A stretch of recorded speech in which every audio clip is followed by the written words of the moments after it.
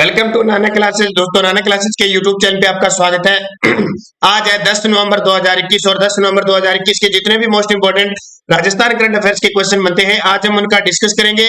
पूरा वीडियो ध्यान से देखना और लास्ट में मैं आपसे क्वेश्चन पूछूंगा जिनके जवाब आपको कमेंट बॉक्स में देने। दोस्तों, वीडियो अच्छा लगे लाइक कर देना, शेयर कर देना। अगर आप चैनल पे नए हैं तो इसको सब्सक्राइब कर लेना। तो टुडे मोस्ट इंपोर्टेंट क्वेश्चनों की चर्चा करें। सभी विद्यार्थियों को गुड मॉर्निंग। और पहला क्वेश्चन आपके सामने, कपूर चंद्र कुलिस स्मृति श्रीफल पत्रकारिता पुरस्कार किसे प्रदान किया गया?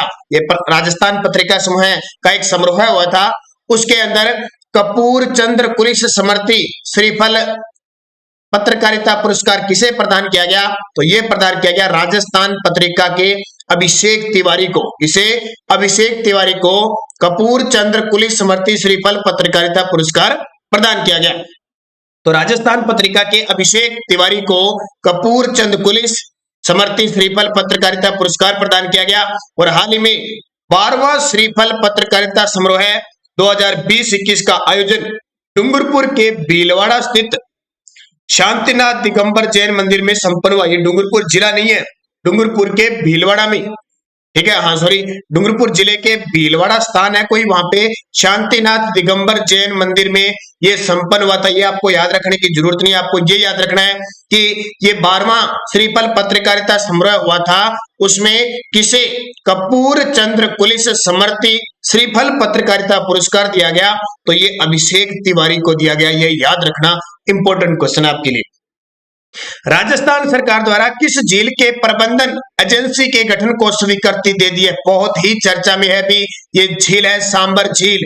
सांबर झील जो राजस्थान की सबसे बड़ी खारे पानी की झील है, इस झील के प्रबंधन के लिए एक एजेंसी का गठन किया गया था, उसको स्वीकृति राजस्थान सरकार द्वारा दे दी गई है। तो ये आपके लिए बहुत इंपॉर्टेंट होगा। पहले तो एक क्वेश्चन आएगा, देखिए, सांबर झील की सुरक्षा, संरक्षण और सर्वांगीण विकास के लिए पर्यावरण विभाग के प्रस्ताव पर सांबर झील प्रबंधन हेतु गठित स्टैंडिंग कमेटी के अनुमोदन उपरांत सांबर लेक मैनेजमेंट एजेंसी, इसका नाम देखिए, सांबर लेक मैनेजमेंट एजेंसी के गठन की अनुमति मुख्यमंत्री द्वारा प्रदान की गई है। ये जो एजेंसी गठित की गई है, इसके अध्यक्ष होंगे वन और पर्यावरण मंत्री और इसके साथ मुख्य सचिव।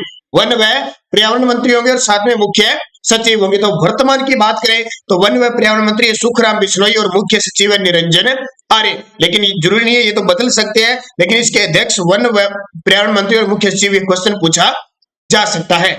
अब बात आती है सांबर झील की। राजस्थान की सबसे बड़ी खारे पानी की झील है, पूरे भारत का 8.7% अकेले इस सांबर झील से प्राप्त होता है। दूसरी बात, सांबर झील जयपुर के अंदर प्रॉपर रूप से सबसे ज्यादा इसका जो फैलाव है जयपुर में, इसके अलावा ये नागौर में भी फैली है और अजमेर में भी फैली है। 3 जिलों के अंदर ये सांबर झील फैली हुई है। क्यों चर्चा में है? क्योंकि आपको पता है 2019 के अंदर यहाँ पे बैक्टूजम नाम का एक बैक्टीरिया के कारण 20-25 हजार पक्षी मारे गए थे, इस वजह से चर्चा में था। और इस पर इसकी सुरक्षा, सर्वांगीण विकास, संरक्षण के लिए यहाँ कमेटी गठित की गई है। तो हाल ही में इस प्रकार ये चर्चा में थी। अब एक क्वेश्चन हो रहा है, इस झील में किन नदियों का पानी आता है? तो 4 नदियों का पानी इसके अंदर जाता है। एक तो है मेंथा, कौन सी? मेंथा। एक इसमें आता है खारी, एक आता है रूपनगढ़, कौन सी? रूपनगढ़। और एक आती है खंडेला। इन 4 नदियों का पानी है वो इस झील के अंदर आता है और इसमें सबसे ज्यादा खारी है वो मेंथा नदी है। तो ये याद रखना सांबर झील के बारे में। और एक और, सांबर झील को 1990-91 में रामसर साइट घोषित किया गया। अगला क्वेश्चन देखिए, इंपॉर्टेंट क्वेश्चन है, इसको याद रखना। कायलाना झील जोधपुर में है, पुष्कर अजमेर में और सरिस्का झील और सरिस्का अभयारण्य अलवर के अंदर है।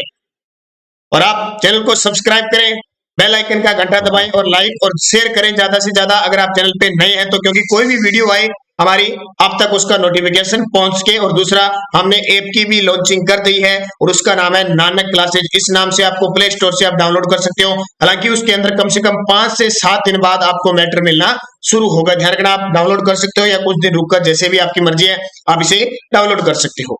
हाल ही में किस अभयारण्य में wildlife management and desert ecosystem training institute का उद्घाटन वन व पर्यावरण मंत्री के द्वारा किया गया? हाल ही में राजस्थान के किस अभयारण्य में wildlife management and desert ecosystem training institute का उद्घाटन वन व पर्यावरण मंत्री के द्वारा किया गया, क्योंकि इसकी घोषणा 2021-22 के बजट में मुख्यमंत्री अशोक गहलोत ने की थी। अब इसको मंजूरी दे दी गई है। तो यह है ताल छापर, और ताल छापर कहां पे है? चूरू के अंदर स्थित है।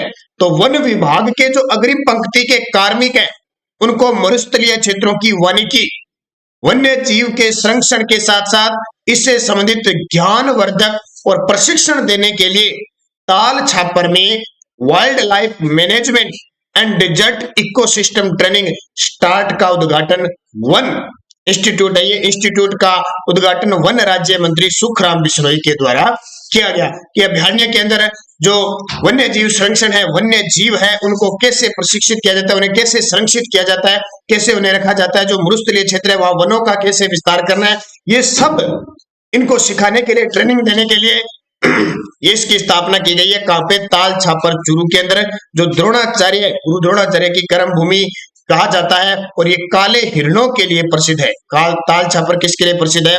काले हिरणों के लिए प्रसिद्ध है। अगला देखिए, हाल ही में किस साहित्यकार के उपन्यास को कमला देवी पहाड़िया पुरस्कार से सम्मानित किया गया? तो कमला देवी पहाड़िया पुरस्कार से सम्मानित किया गया, तो वो है संतोष चौधरी। ध्यान रखना, साहित्यकार संतोष चौधरी का उपन्यास है रात पाछे प्रभात। कौन सा है? रात पाछे प्रभात के लिए कमला देवी पहाड़िया पुरस्कार से सम्मानित किया गया। आपको ध्यान रखना है, जो चीज मैं आपको बता रहा हूं उतने लेवल की एग्जाम में पूछा जाता है, ज्यादा कोई गहराई से या उल्टे सीधे प्रश्न पढ़ने की जरूरत नहीं है, क्योंकि करंट का कोई अंत नहीं है।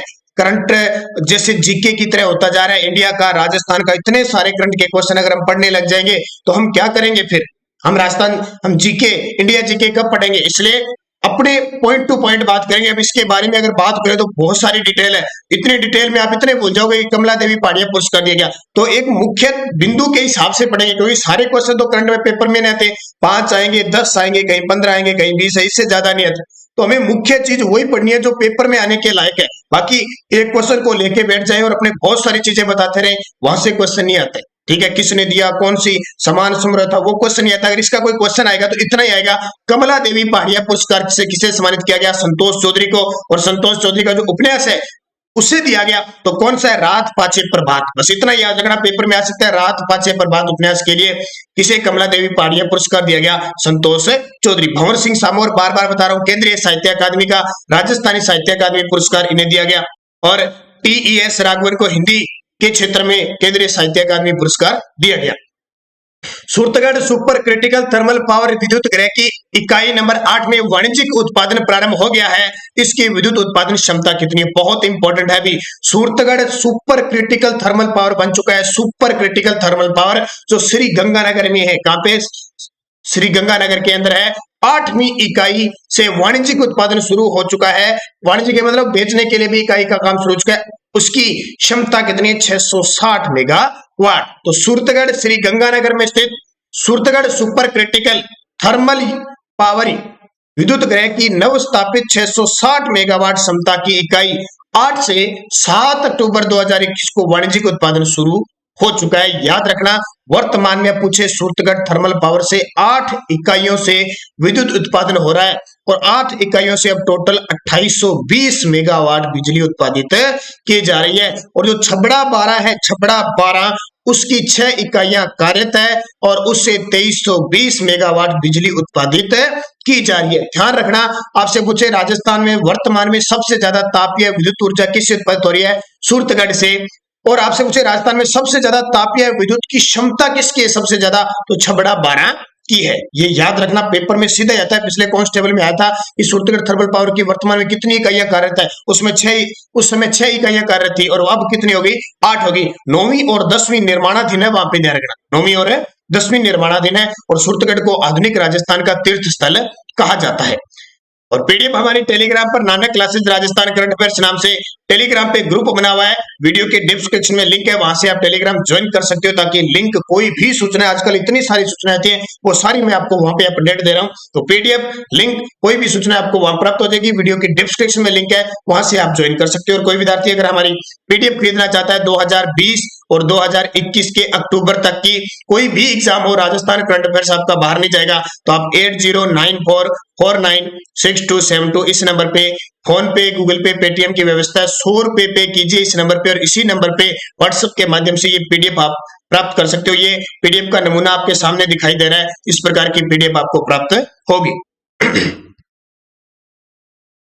राज्य मंत्रिमंडल द्वारा राजस्थान मृत सरकारी कर्मचारियों के आश्रितों को अनुकंपात्मक नियुक्ति नियम 1996 में संशोधन के अनुमोदन से परिवार के किस सदस्य को नियुक्ति दी जा सकेगी। अब देखिए, राज्य मंत्रिमंडल ने हाल एक बैठक में यह बात कही है कि राजस्थान मृत सरकारी कर्मचारी, राजस्थान का जो कर्मचारी अगर उसकी मृत्यु हो जाती है तो उसके आश्रितों को नौकरी दी जाती है, ठीक है, उसके परिवार के सदस्य को नौकरी दी जाती है। लेकिन पहले क्या होता था कि माता पिता या उसका सगा भाई बहन होता था, उसी को नौकरी दी जाती थी। लेकिन अब 1996 में संशोधन करके एक अनुमोदन किया है कि किसे दी जा सकती है, जो विवाहित पुत्री है उसे भी दी जा सकती है। देखो क्या है, मृत सरकारी कर्मचारी के आश्रित के रूप में तलाकशुदा पुत्री, अविवाहित राज्य कर्मचारी की मृत्यु होने की स्थिति में, यानी कोई तलाकशुदा पुत्री है, उसके परिवार के साथ रह रही है, या अविवाहित है, राज्य कर्मचारी की अगर कोई मृत्यु हो जाती है तो उसके माता पिता अथवा अविवाहित भाई या बहन या कोई भी आश्रित नहीं होने की स्थिति में, यानी उसके माता भी न हो, पिता भी न हो, उसका अविवाहित भाई भी न हो, ठीक है, उसकी बहन भी नहीं हो, तो ऐसी स्थिति में क्या किया जाएगा, जो विवाहित पुत्री को भी अनुकंपा नियुक्ति हेतु सम्मिलित किया जा सकता है। उसकी जो विवाहित पुत्री है उसको भी इसके आश्रित के रूप में, सदस्य के रूप में नौकरी दी जा सकती है। किसकी, जो विवाहित पुत्री है ना, अगर उसकी पुत्री है और वो उसका विवाह हो चुका है तो उसे भी सरकार नौकरी दे देगी। ये हाल ही में 1996 में संशोधन किया गया है कि नियुक्ति नियम, अनुकंपात्मक नियुक्ति नियम 1996 में संशोधन किया गया, तो इसको याद रखना। राजस्थान की कला शिल्प संस्कृति पर डाक विभाग द्वारा तैयार 8 विशेष आवरण में कौन सा सम्मिलित नहीं है। हाल ही में राजस्थान की जो कला शिल्प संस्कृति है उस पर डाक विभाग संघ सूची का विषय, उसके द्वारा 8 विशेष आवरण चिन्हित किए गए हैं, उसमें से कौन सा नहीं है। देखो, ब्लू पोट्री भी है, बीकानेरी भुजिया भी है, मकराना मार्बल भी है, सुनहरी पोट्री नहीं है। जो बीकानेर की सुनहरी पोट्री है वो इसमें सम्मिलित नहीं है। अब 8 कौन कौन से, देखो, पोकरण का मोलेला क्ले वर्क और पोकरण पोट्री है, कोटा डोरिया, थेवा कला आभूषण कलाकारी प्रतापगढ़ की, सांगानेरी और बगरू हेड ब्लॉक प्रिंट, बीकानेरी भुजिया, मकराना मार्बल, जयपुर की ब्लू पोट्री और राजस्थान की कठपुतलियों को दर्शाया गया। ये 8 डाक टिकट पर इन 8 कला संस्कृतियों को दर्शाया गया है। ये आवरण राजस्थान के विभिन्न क्षेत्रों के भौगोलिक संकेत पर आधारित है। तो ये कौन सा शामिल है, सुनहरी पोट्री इसमें शामिल है। तो ये कितना इंपॉर्टेंट क्वेश्चन है, कितने प्रकार के, पहले तो ध्यान रखना 8 विशेष आवरण इसमें सम्मिलित है। अगला क्वेश्चन देखिए, सैयद मुश्ताक अली ट्रॉफी T20 में राजस्थान के गेंदबाज रवि बिश्नोई ने किस टीम के खिलाफ हैट्रिक लगाई है। बहुत इंपॉर्टेंट है, अभी हाल ही में सैयद मुश्ताक अली ट्रॉफी चल रही है। अब आपको पता होना चाहिए सैयद मुश्ताक अली ट्रॉफी का संबंध क्रिकेट से है। कौन सी चल रही है, T20 चल रही है, और राजस्थान के जोधपुर जिले के गेंदबाज रवि बिश्नोई, जो बहुत चर्चा में रहते हैं, जिसने आईपीएल में पंजाब किंग्स 11 ने जीता था, ने किस टीम के खिलाफ हैट्रिक लगाई है, आंध्र प्रदेश के खिलाफ। तो राहुल चौधरी और ऋतुराज सिंह के बाद रवि बिश्नोई राजस्थान के तीसरे गेंदबाज हो गए हैं जिन्होंने हैट्रिक लगाई है, गेंदबाजी में विकेटों की हैट्रिक लगाई है। इन्होंने सैयद मुश्ताक अली ट्रॉफी T20 में बड़ोदरा में आंध्र प्रदेश के खिलाफ हैट्रिक लगाकर राजस्थान को जीत ली। अभी मैंने क्वेश्चन क्यों दिया है, हालांकि कोई इंपॉर्टेंट क्वेश्चन नहीं है, लेकिन अब आपने देखा होगा कॉलेज लेक्चरर में एक क्वेश्चन आया था कि राजस्थान ने किस टीम को हराकर क्वार्टर फाइनल में प्रवेश किया था, ट्रॉफी हुई थी बिहार को हराकर। ये क्वेश्चन ऐसे पूछे जाते हैं, इसलिए मैं आपको ये क्वेश्चन दे रहा हूं, इनसे रूबरू करा रहा हूं, किसी भी प्रकार से पूछा जा सकता है। तो राजस्थान के गेंदबाज रवि बिश्नोई ने आंध्र प्रदेश के खिलाफ सैयद मुश्ताक अली ट्रॉफी T20 में हैट्रिक लगाई है, और ऐसा करने वाले राजस्थान के तीसरे गेंदबाज हो चुके हैं, तो इसको याद रखना। 9वां क्वेश्चन देखिए, बांग्लादेश में आयोजित होने वाली साउथ एशियन बास्केटबॉल चैंपियनशिप में भारतीय टीम में राजस्थान के किस खिलाड़ी का चयन हुआ है। बांग्लादेश में आयोजित होने वाली साउथ एशियन बास्केटबॉल चैंपियनशिप में तो भारतीय टीम में राजस्थान के पीयूष मीणा का चयन हुआ है। किसका, पीयूष मीणा का चयन हुआ है। याद रखना, साउथ एशियन बास्केटबॉल चैंपियनशिप होगी, बांग्लादेश की राजधानी ढाका के अंदर इसका आयोजन होगा और इसमें भारतीय टीम में पीयूष मीणा शामिल हुए हैं। तो क्वेश्चन आ सकता है पीयूष मीणा का संबंध किस खेल से है? बास्केटबॉल से है। राजस्थान बास्केटबॉल के अध्यक्ष है अजीत सिंह राठौड़ और बास्केटबॉल को राज्य खेल का दर्जा 1948 में दिया गया। तो ये इंपॉर्टेंट क्वेश्चन है परीक्षा में। ये अभी हाल ही में हर्षित ने दक्षिणी अफ्रीका में बास्केटबॉल में स्वर्ण पदक जीतकर भीलवाड़ा का नाम रोशन किया। भीलवाड़ा के रवि बिश्नोई जोधपुर के और राजवीर सिंह भाटी हाल ही में फीबा जो वर्ल्ड कप होगा 2023 में उसमें खेलेंगे। राजवीर सिंह भाटी जो बीकानेर के हैं, इन्होंने हाल ही में जैसलमेर के बास्केट जो हमारी अकेडमी है वहां से प्रशिक्षण लिया था। अब पिछले वीडियो का क्वेश्चन क्या था? निम्न में से किसे 27वें जानकी देवी पुरस्कार से सम्मानित किया गया? रूमा देवी बाड़मेर की है, बहुत चर्चा में है। किरण सोनी गुप्ता कौन है? तो ये पश्चिमी सांस्कृतिक कला केंद्र उदयपुर जिसकी स्थापना 1986 में हुई थी उसकी महानिदेशक है। अचला वर्मा, ये अचला वर्मा कौन है? अचला वर्मा बिड़ला जो विद्यालय है झुंझुनू के अंदर वहां की ये प्रिंसिपल है और अचला वर्मा को हाल ही में राष्ट्रीय शिक्षक पुरस्कार 2021 से सम्मानित किया गया है। अवनी लेकरा टोक्यो पैरालंपिक में स्वर्ण और रजत कांस्य स्वर्ण और कांस्य जीत चुके हैं, जिनके बारे में आप जानते हो। जिस भी विद्यार्थी ने इसका जवाब दिया सभी को हार्दिक शुभकामनाएं। अब आपके लिए क्वेश्चन है, राजस्थान के कितने व्यक्तियों को 2020 में पद्मश्री सम्मानित किया गया? राजस्थान के कितने व्यक्ति थे जिन्हें 2020 का पद्मश्री अवार्ड दिया है?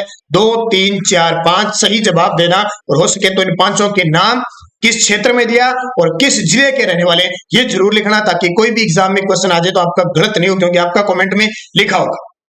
अब यस्टरडे डोज क्या थी? माही परियोजना में किन दो राज्यों की हिस्सेदारी है? तो राजस्थान और गुजरात की है। राजस्थान की 45 है, गुजरात की 55 है, लेकिन यहां से जो विद्युत उत्पादित होती है 144 मेगावाट वो पूरी राजस्थान को मिलती है।